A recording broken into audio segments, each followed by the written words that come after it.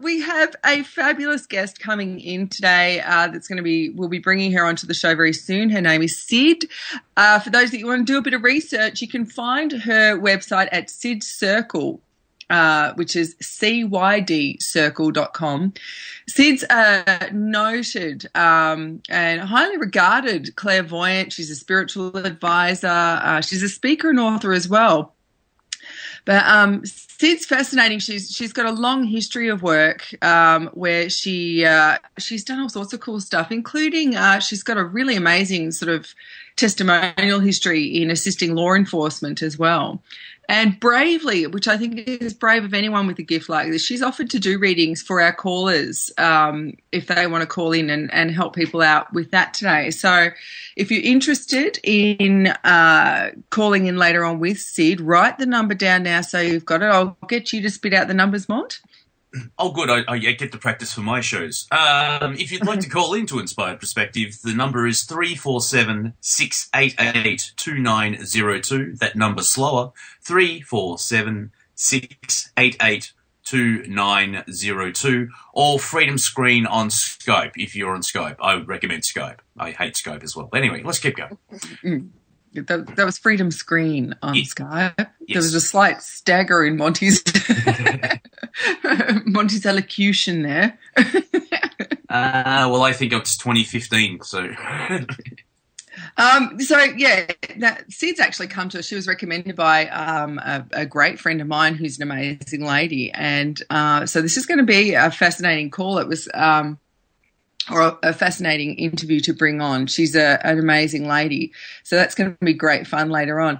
It's always an interesting gift where someone's bringing spirit through, but I have to say that I really like Sid's perspective, and she even has on her website advice on how to pray, which, it's going to be an interesting conversation for sure. She's a fascinating one.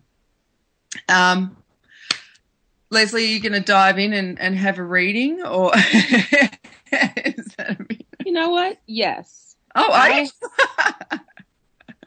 going to go ahead and go for it. It's a little nerve-wracking to have the reading on the radio when everyone knows who you are, but why not? I'll do it for the show. I've actually had the one time I tried to have a psychic reading. There's a psychic who lives in my neighborhood, actually. And I went, and as soon as I walked into the apartment, I just had this weird vibe, like, this is not where you're supposed to be right now. And I sat down, and as soon as she started talking, I was like, nope. I paid her, and I was out of there. It was just like, this was not right. Not that having a psychic reading wasn't right, but just that particular time with that particular person in that moment, it was not happening. It was just like, get out. So ever since then, I've been kind of wary of it. But it's interesting that, Davina made this recommendation and that it's happening today. So maybe this is the day.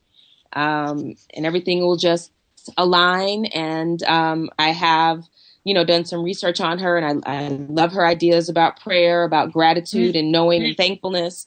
So, I'm looking forward to hearing her story. Hearing how she first discovered her gift, how that changed her life. It should be really fascinating. And it looks like we have someone coming in. Yes, Monty? That would be Shay. All right. Hello, is that Shay? No? Okay then. Well, we do have a caller. It's 3 4. We actually don't have Sid on yet. I can't do any readings. I'm sorry. We could read too.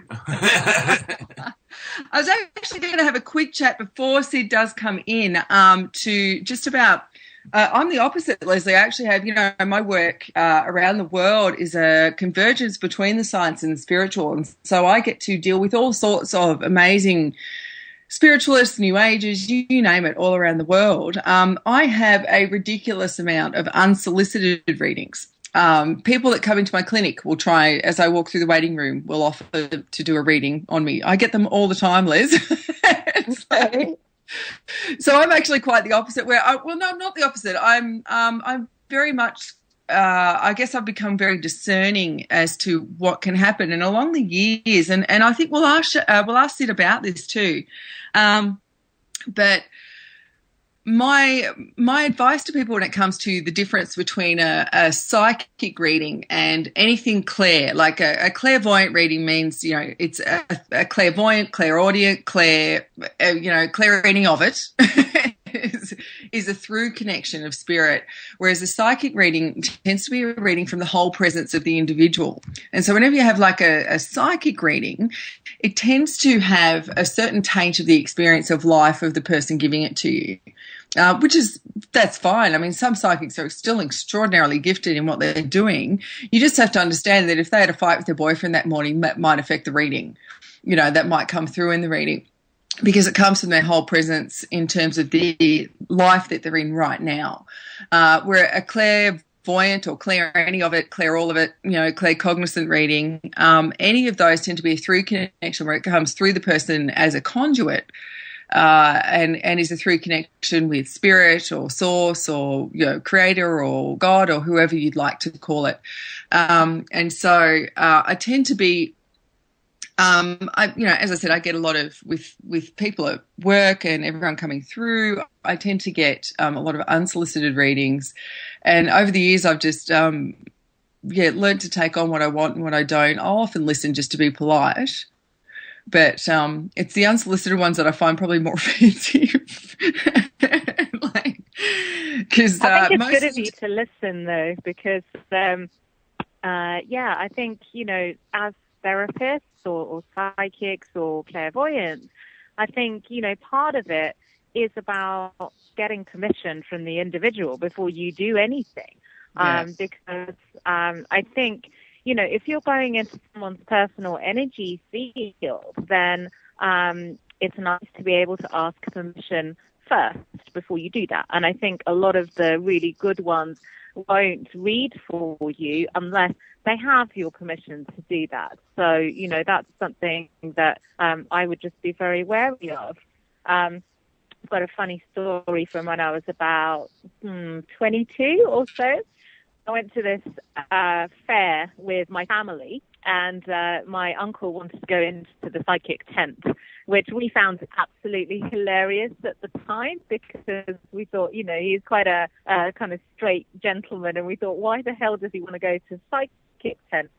And as we were standing outside, I was there with my mum and my two cousins, and this woman comes up to me, and she starts reading my relationship with my boyfriend. He wasn't there at the time, but it was just a really uncomfortable experience for me because, these things are being said in front of my mum and the rest of my family. And the first thing she said was, that boy is not the one.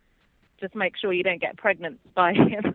And, I was kind of gobsmacked. And, I think I just felt like, okay, obviously that person saw something and wanted to tell me. But as a person at the time, I just felt kind of violated. And then she made all sorts of comments about my career. And, ultimately she was right. That boy was not the one. But, I think also there's a piece here about really respecting someone's own journey and what they are open to hearing and what they're not open to hearing.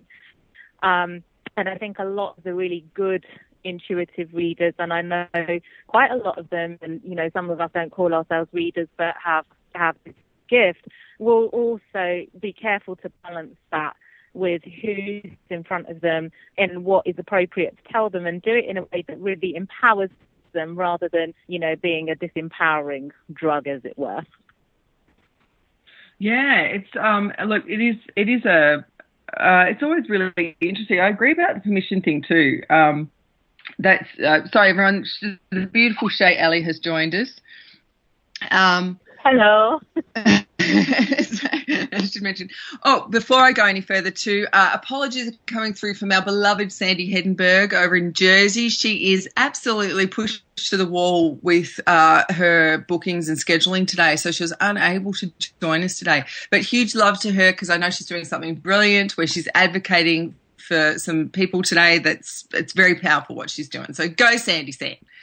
But And we miss you, and we love you so, so, so much. Life isn't the same without our Sandy fan. So when she listens back, know that we love you so much. And so, yeah, I agree. It's actually, without fail, Shay, whenever I've had these unsolicited ones in the waiting room, it's people wanting to be important to, and so, yeah, I agree with the permission thing, but I often take it with a grain of salt because I know they just want to be important. And every single time they've all, one of the things that seems to be the first thing they want to jump on and fix for me is the fact that I'm single. And so the variations I've heard of what man's coming in and when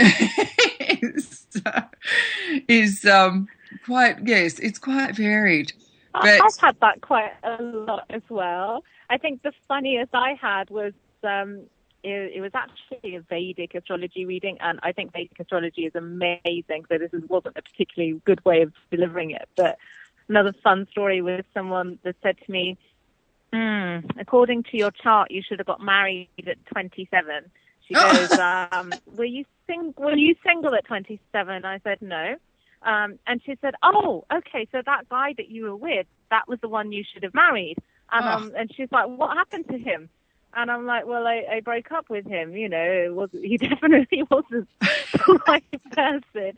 And her next question, the follow-up question from that was like, why did he beat you?